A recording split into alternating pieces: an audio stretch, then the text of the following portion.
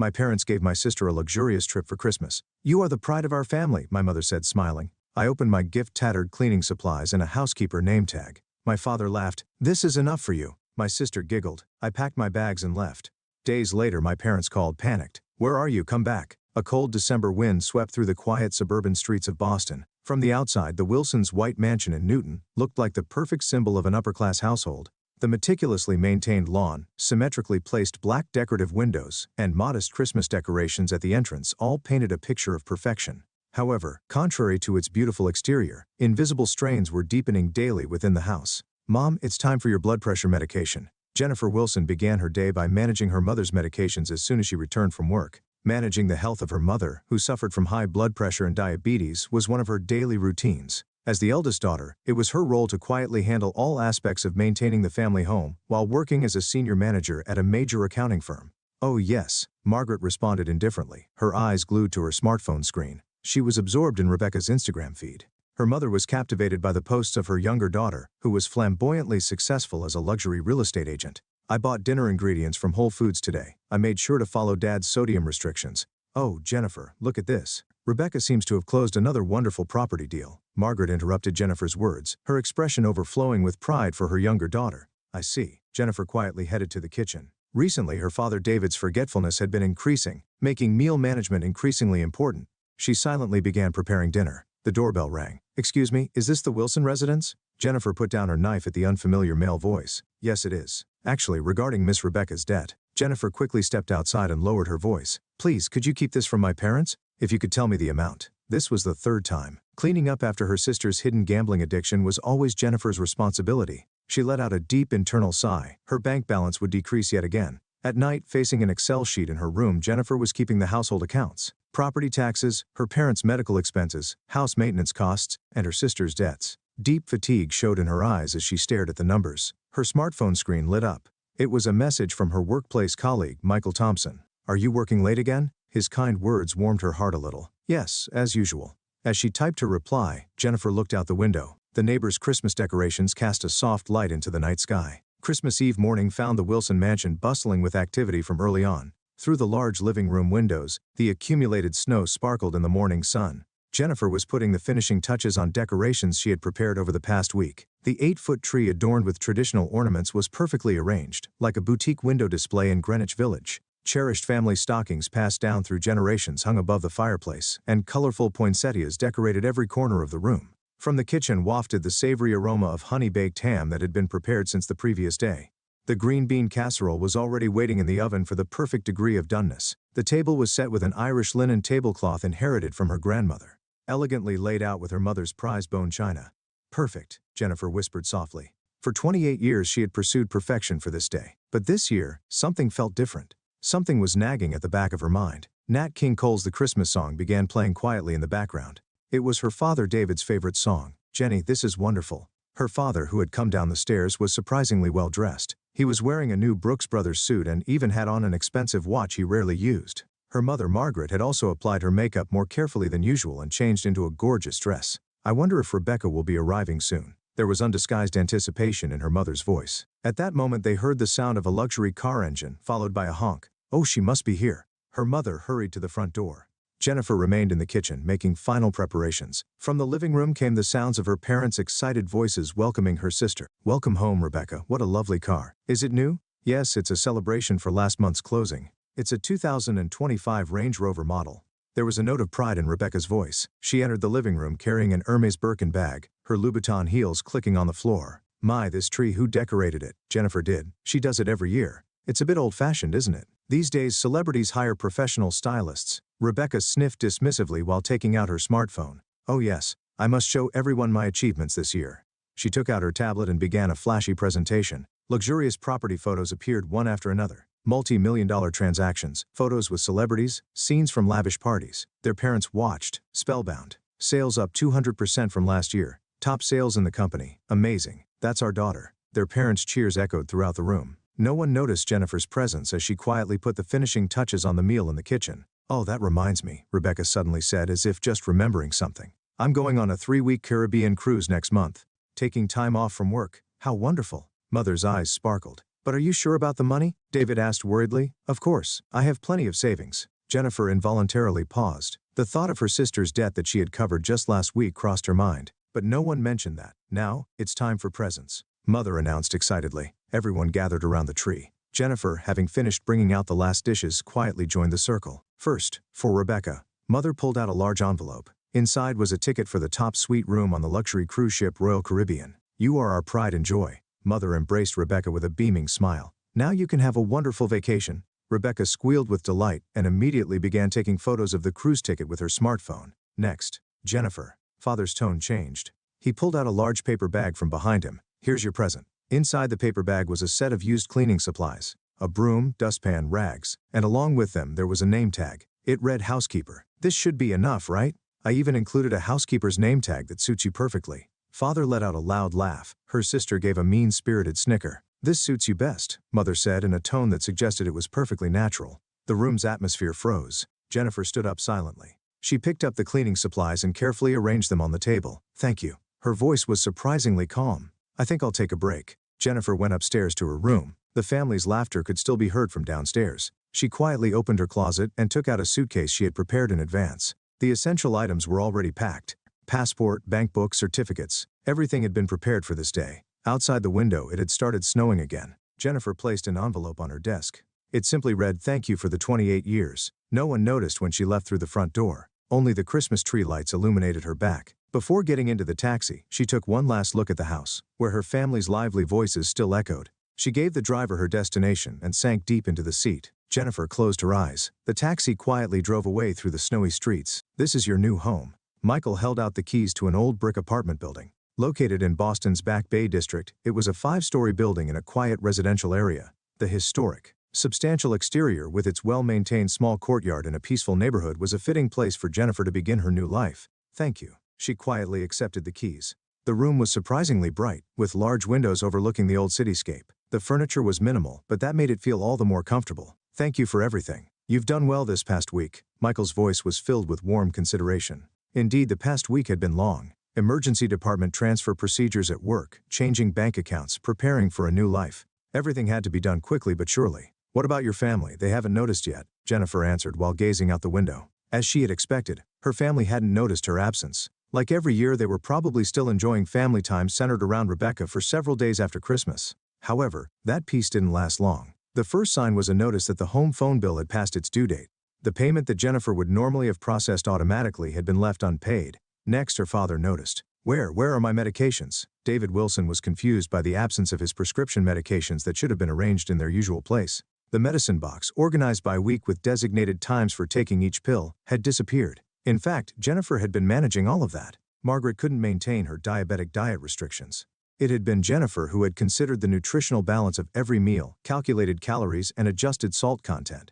The magnitude of her presence became clearer day by day. Jennifer, where are you? Mother's voice began to show anxiety for the first time. At weekend church services, her daughter wasn't there as usual. Neighbors began asking worriedly, "Haven't seen your elder daughter lately? Indeed, the house doesn't look as well kept anymore. Is your mother doing all right?" Rumors spread quietly but surely. Then, the decisive event occurred on the 10th day after Jennifer's departure. "Mr. Wilson." Early in the morning, Mrs. Thomas from next door rushed in frantically. Your wife, Margaret Wilson, had collapsed on the garden steps. She had tried to go alone to her regular checkup, which Jennifer would normally have accompanied her to, and had gotten dizzy. The ambulance siren echoed through the quiet residential area. Her blood pressure has reached dangerous levels. Her diabetes also seems to be out of control. The doctor at Newton Wellesley Hospital spoke sternly. "Where are the family members? We tried contacting her sister but couldn't reach her." David sighed deeply at the nurse's report. In fact, Rebecca had disappeared 3 days ago. She had cashed in her Caribbean cruise tickets and vanished. Meanwhile, at Jennifer's new workplace, they had noticed something unusual. "Miss Wilson, there's an inquiry about Miss Rebecca Wilson from someone claiming to be from a real estate company."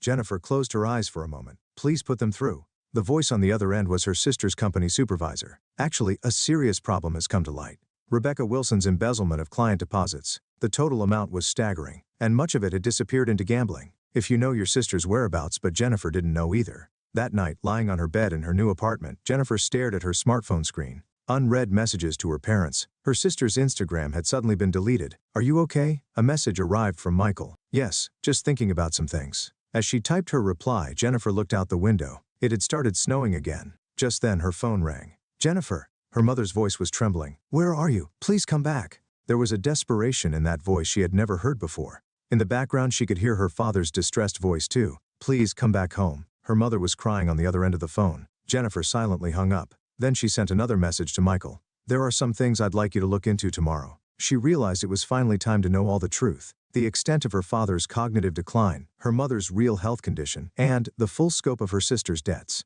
The waiting room at Newton Wellesley Hospital was wrapped in early morning quietness. Jennifer was reviewing the investigation report she had received from Michael. It detailed the reality of her family's situation after she left. "Ma'am, it's visiting time." Looking up at the nurse's voice, she saw her father David at the end of the corridor. Having spent every day caring for her bedridden mother, he was clearly exhausted. "Jennifer?" Her father's eyes widened. However, his expression showed neither the dignity nor arrogance of before. He was just a tired old man. "Dad, please sit down." Jennifer quietly opened the report. "I've confirmed everything here." The first page contained her father's diagnosis, early-stage Alzheimer's dementia. The symptoms had apparently begun 2 years ago. "Why did you keep quiet about this? I didn't want to worry you." Her father looked down. But that was just an excuse. In reality, he simply hadn't wanted to admit his dependence on his eldest daughter. The next pages contained her mother's medical records. "Mom's condition was more serious than I thought. Progression of diabetic nephropathy, strain on her heart from hypertension, and a diagnosis of depression. Everything had rapidly deteriorated in the months since Jennifer's absence. We got a call from her primary physician."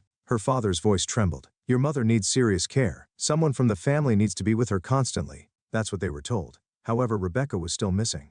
Her father alone could never manage her mother's care. What about the money? When Jennifer opened the next page, her father turned away. Bank statements, piles of unpaid bills, foreclosure notices. The family finances were completely in ruins. And the main cause was Rebecca. Her father managed to squeeze out the words. Her sister's problems were more serious than imagined. The total amount of embezzled client deposits exceeded $2 million. Most of it had disappeared into online casinos. The flashy lifestyle posted on social media had all been built on debt. Her father held out a trembling letter. "Actually, this arrived yesterday. It was a confession letter from Rebecca. Dear Dad, Mom, and Big Sister, I am the worst person. I've lost everything. I embezzled company money, lost everything to gambling, and lost my family's trust. But what was ugliest was my attitude toward you, Big Sister. Actually, I've always been jealous of you, who could excel at work, care for the family, be perfect. To fill my own emptiness, I put on airs and looked down on you. I'm now at a rehabilitation facility in Las Vegas. I plan to turn myself into the police, confessing all my crimes. This is the only atonement I can make. I'm truly sorry." After reading the letter, the hospital room was enveloped in deep silence. "Jennifer!" her father called out in a hoarse voice. "We were so foolish." At that moment, her mother lying in bed slightly opened her eyes. "Oh, Jennifer? Am I dreaming?" "No, Mom. It's really me." Large tears fell from her mother's eyes. "I'm sorry for treating you so." Unspoken apologies filled the room. Just then, Jennifer's smartphone rang. It was a message from Michael. "The neighbors want to form a support group for your parents. Everyone is worried about them." Following that came an image of the home phone bill. It was marked as paid. The neighbors apparently split the cost among themselves. They all understood how much you've been supporting your family all this time. Jennifer let out a deep sigh. The past 28 years flashed through her mind like a kaleidoscope. The days she had devoted to her family since childhood. Perhaps they hadn't been in vain after all. She quietly began. "Let's properly discuss what happens from now on." Outside the window, spring birds were flying about. The end of winter was definitely approaching. First, Dad's dementia treatment, then considering a care facility for Mom. And she took a breath. How to balance this with my new life? Her father and mother nodded silently. Now it was their turn to listen. "However, there are conditions." Jennifer's voice was quiet but firm. "From now on, as equals. No more one-sided sacrifices from anyone." The morning sunlight streaming into the hospital room announced the beginning of a new day. That evening, while driving to her parents' house in Michael's car, Jennifer was thinking, there are no perfect solutions. But if they face each other honestly and take it one step at a time, surely they can find their way forward. When the car stopped in front of her old house, neighbors had gathered. Everyone welcomed her with warm smiles. "Welcome home, Jennifer." She nodded slightly at those words. "I'm home." 6 months later, Jennifer sat at her window in her old Back Bay apartment, sipping coffee while working on her laptop. The screen displayed a care schedule for her parents' home. "How's this look?" Michael peered over from beside her. Their relationship had gradually deepened over these 6 months.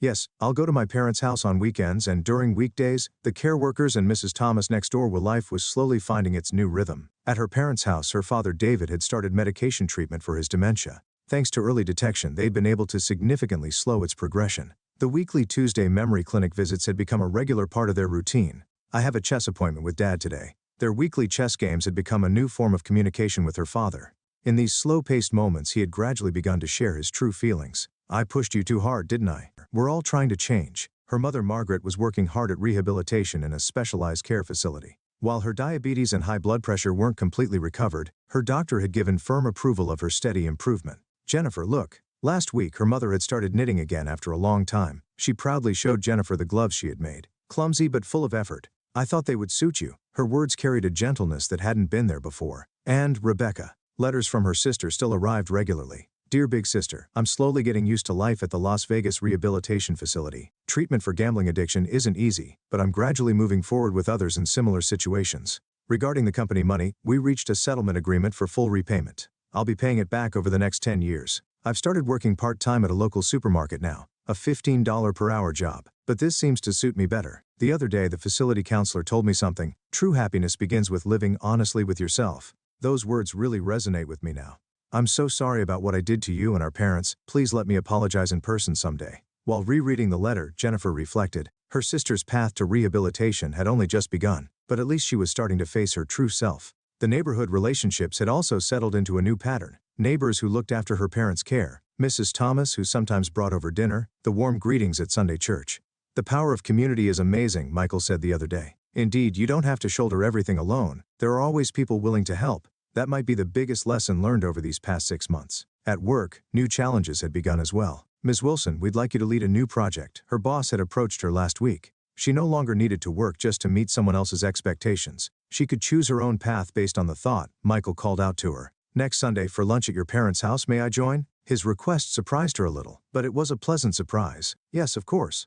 The weekend lunches were becoming a new family tradition. Her father's jokes, her mother's cooking, the neighbors' contributions. Small but genuine happiness could be found there. Perfect families don't exist anywhere. But understanding each other, accepting each other, and supporting each other, that process might be what makes a real family. Outside the window, the summer sunlight gently illuminated the street trees' green leaves. Well, shall we go? Jennifer stood up. Today was chess day with her father. Even though she knew he would lose, he looked forward to it every week. Sometimes he would make the same move multiple times due to his medication, but that too was part of their precious time together. As she picked up her bag, she smiled. The spring storm had passed, and a peaceful summer had arrived. In this new season, her life was definitely moving forward. Let's go, Michael. The two of them walked out into the summer streets. Surely various trials still lay ahead. But she wasn't alone anymore. That certainty warmly embraced her heart.